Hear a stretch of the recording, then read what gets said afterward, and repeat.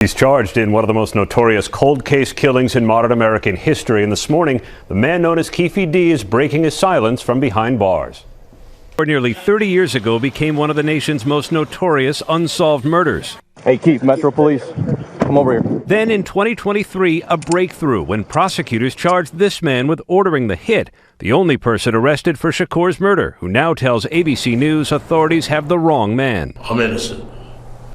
I ain't killed nobody, never did ever kill nobody. They don't have no evidence against me. Came and put me in Las Vegas. 61-year-old Dwayne Keffy D. Davis says the night of the murder, September 7, 1996, he was in Los Angeles, 300 miles from the Las Vegas intersection where Tupac Shakur was gunned down. Foxy Brown, she came out and said that Jay-Z, he had parts in what happened with Tupac. Now, where Snoop Dogg get wrapped up in this at, it's because Snoop Dogg was beefing with Suge Knight around that time. So this is what made everybody who was actually investigating the case, made them go and look at every aspect of this whole incident that happened with Tupac.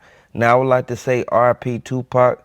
I would like to send my condolences out to him. And I would like to say get well to his family, because I know that they still grieving right now to this day, 28 years later. It took them a long time to come and get Keffy D for what he did, but Keffy D, he been throwing rocks and hiding his hands. He knew that they was going to eventually come and pick him up sooner or later. Now, they tried to act like Snoop Dogg had parts in what happened. I don't really know how true that is. I hope it ain't true. And I want everybody to understand Snoop Dogg, he loved the Tupac. He wanted Tupac and him to make a lot of music and continue on for years. It was so many people who sat right there and said that Suge Knight, if he would have never got into it with Diddy, dude would have never got shot at that club that Suge Knight was at, when they instantly made all them leave out that club. And then next thing you know, P. Diddy, he's standing behind a security guard, and then dude shot the dude that was actually with Suge Knight, which ignited the beef and made it to where it'll never be, like, it's no ending to it. Like, I can't even cap about it. I can't even put no time limit on it, like, at the end of the day, because we know for a fact it ain't no limitations on murder, and it ain't no limitations on get back.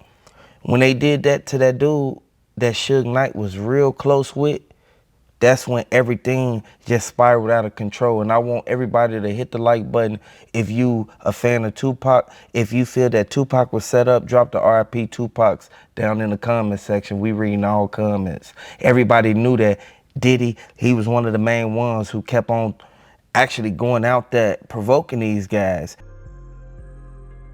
While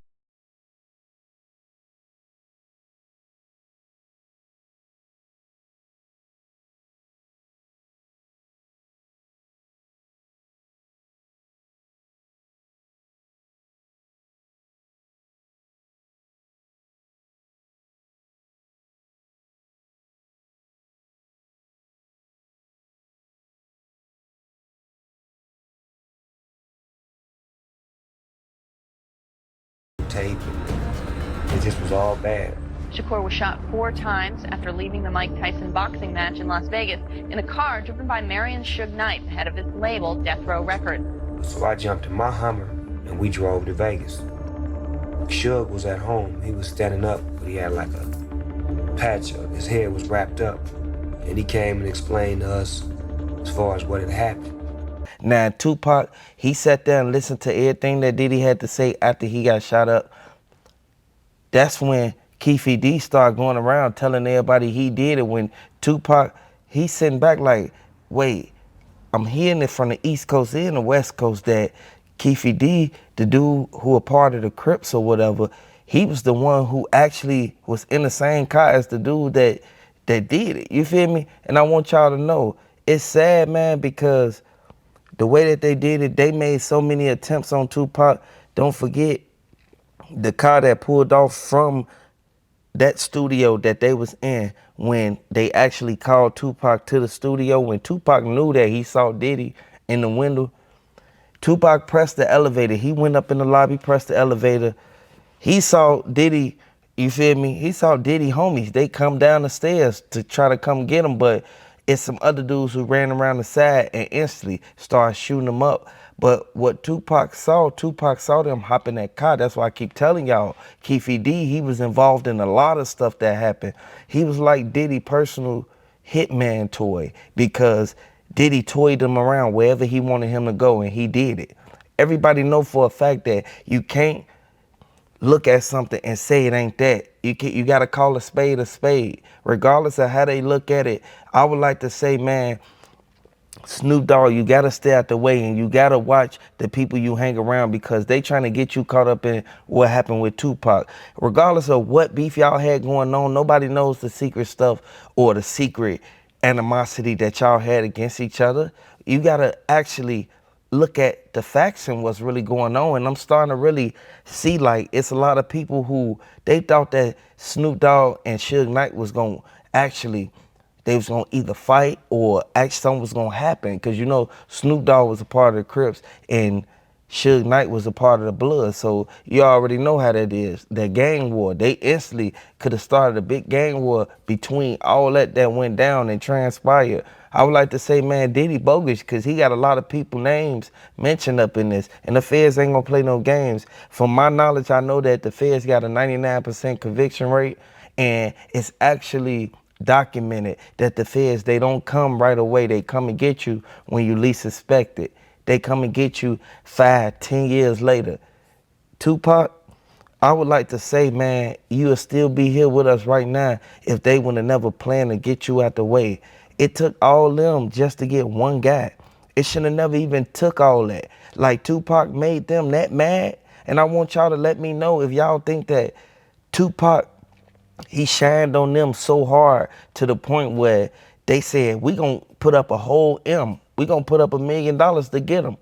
And next thing you know, they, like everybody who was with Diddy and them, who was plotting, they start getting into it with each other alone while everything going on with what happened with Tupac. Now, I want y'all to know everything that they saying, and keep in mind, Greg Cater, that dude right there, he investigating everything that's going down, and he said he gonna make it to where Keffy D can't get out of jail. And I want everybody to know, if you know Keffy D, you know Keffy D been on the streets for a long time, parlaying around, acting like he was the one that did it. But then he tried to come out and say, like, hey, I ain't do that. I ain't had nothing to do with it, man. I promise you. I can show y'all paperwork. I can show y'all footage. I ain't do that. I wasn't even out there when that happened.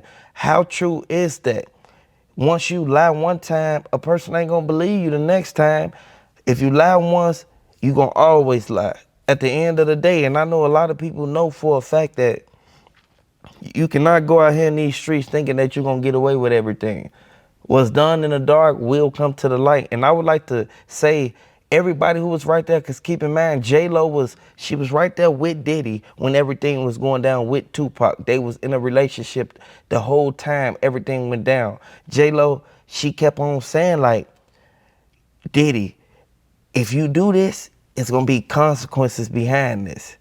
Diddy, he didn't care. He had no remorse for nobody. You see what he did to Cassie. You see what happened to Kim Porter. You see what happened to Heavy D. You see what happened to everybody, including Al B. Shore, who tested Diddy.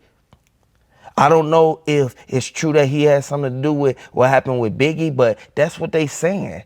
They not going to just go around telling the same lie, and these people don't know each other. I want y'all to know, they said that Snoop Dogg, they going to question him and try to see what he know. At the end of the day, Foxy Brown, she told it all. You already know for a fact, Diddy, he ain't just put up that $1 million by himself when there was so many other people who wanted to get Tupac out the way from the beginning. I'm not going to even just try to look at that one aspect of this whole equation. I'm going to look at every angle, and I'm going to put all the pieces together, and I'm going to see, compare and contrast. Is this true? Okay, this may not be true. Let me put what seemed like it could be true in the middle. Y'all already know how it go, man. That's sad. People need to watch the people that they hang around, man. And there's a lot of people who knew that Diddy, he got a lot of people knocked off. And when I say knocked off, he got a lot of people hit up. That's why Tupac made that song. He already knew what was going on. Tupac didn't like Diddy. And I want y'all to hit the like button if you feel that Tupac wasn't wrong for not liking Diddy. Look what just came out and all them allegations and all the stuff he did to all them people. He even blew up Kid Cudi car. Kid Cudi was trying to, real life, just, you feel me, on the side, mess with Cassie. Because Cassie, you feel me, she was acting like she was single. We don't know how true that is, but this is what they said. But you see how Diddy got down, and look what happened. He done dragged Snoop Dogg name in it, Jay-Z name in it, Foxy Brown, J-Lo, and a lot of more other people. Man, I would like to send my condolences out to Tupac. They bogus for what they did. Hit the like button so YouTube can recommend this video. This crazy, man. I would like to just say, man, be safe out there, man. Let me know where y'all from down in the comment section.